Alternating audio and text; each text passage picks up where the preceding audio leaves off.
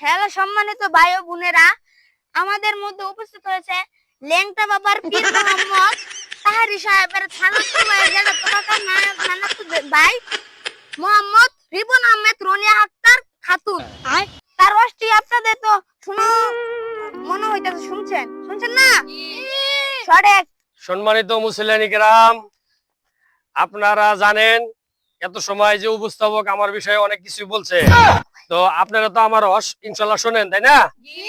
আমি কিন্তু অনেক কুখ্যাত বক্তা, বলার মতো না। তো যাই হোক, আমার বয়ান আমি শুরু করতেছি। বাজান রে, এমন একটি গাছের পাতায় আছে, পানির ভিতরে পড়িলে মাছ হয়ে যায়, আবার যদি আকাশে বাতাসে উড়া যায় তাহলে পাখি হইয়া উড়া যায়। আচ্ছা হুজুর, যে পাতার কথা বসুন, এটা যে অর্ধেক পানি পরে অর্ধেক বাইরে পড়ে, এটা কি? আগেই কইছিলাম এখানে নোয়া খেলা কোনো পোলামান থাকলে রস করতাম না, কারণ এই নোয়া খেলা পোলামান আমার ইজ্জত সম্মান সবকিছু রেখে গেছে, আমি আর রস করতাম না, আই চলে যাই।